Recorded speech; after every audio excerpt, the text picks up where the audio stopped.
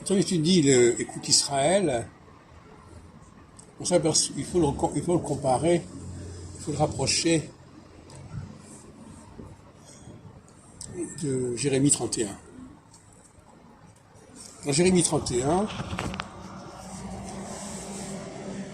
il est indiqué que la nouvelle alliance ne sera plus celle qui a été conclue lors de la sortie d'Égypte. C'est écrit très textuellement, je crois que c'est au verset 31.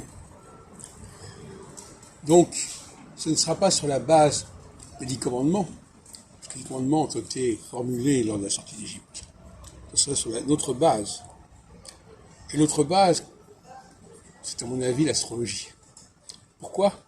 Parce que la nouvelle alliance, il est indiqué qu'elle ne passerait pas par un enseignement oral, par une transmission, une éducation, mais qu'elle serait quelque chose de plus subconscient, plus profond.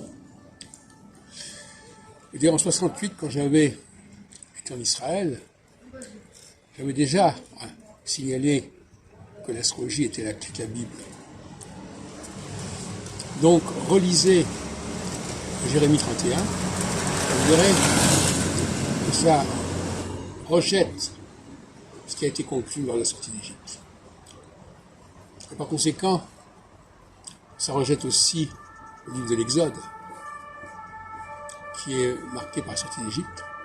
Ça rejette aussi tout ce qu'affirme le royaume d'Israël, le royaume de Jacob.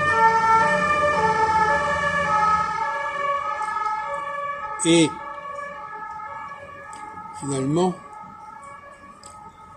c'est bien d'astrologie dont il s'agit. Mais le problème, c'est que ces textes sont bien antérieurs à l'époque de la période de Jérémie. C'est une période beaucoup plus ancienne. Vous savez que je suis très intéressé par la préhistoire, en quelque sorte. Et donc, c'est déjà quelque chose qui est déjà installé et instauré à ce moment-là, de longue date. L'histoire des Juifs, à mon avis, est bien antérieure au nom même des Juifs, qui rapportent la Judée. D'ailleurs, c'est le fameux Judée dont on parle aujourd'hui, fait partie de ce qu'on appelle la Palestine, donc, paradoxalement. On parle de ce qui se passe en Judée-Samarie, Yehuda Shomron, pour désigner les incidents qui ont lieu en Palestine.